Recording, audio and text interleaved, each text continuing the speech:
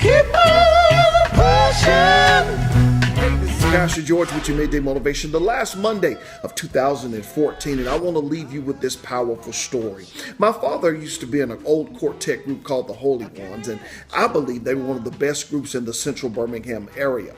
And as I would go to church on Sunday morning, we would listen to so many different groups. I mean, the Mighty Gospel Warriors, the Mighty Clouds of Joy, the Williams Brothers, you name it, I've heard them. And one Sunday I heard this story, and it has stuck with me my whole life.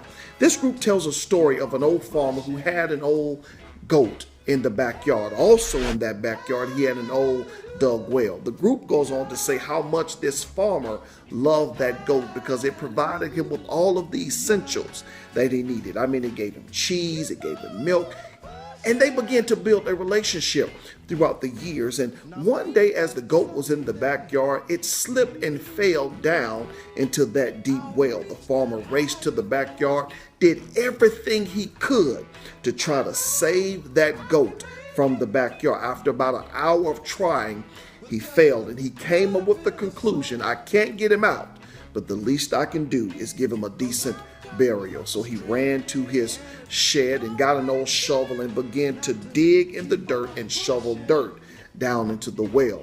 After about an hour of trying, he still heard noises coming out of that well. He said, this couldn't be true because I was been shoveling for an hour and he should have been buried alive by now.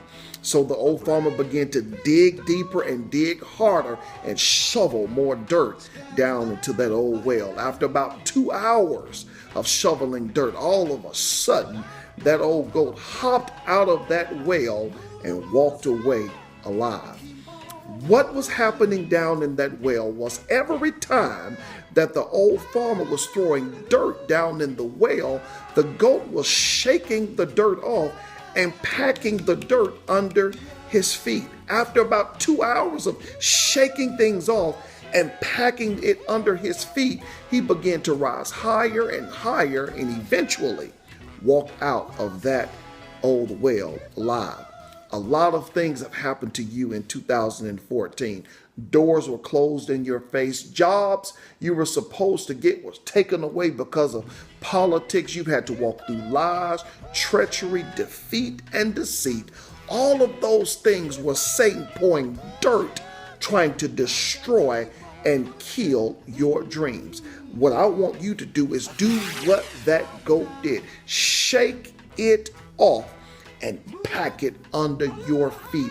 Begin to rise higher and step into your purpose in 2015. One of my favorite scriptures in the Bible says this: no weapon, that means the lies, the politics, all of the things you had, the betrayal, everything that happened to you in 2015, no weapon formed against you will prosper against your purpose, your goals, and your dreams. Step into your purpose. Live your dreams. God bless you. We'll see you on Wednesday.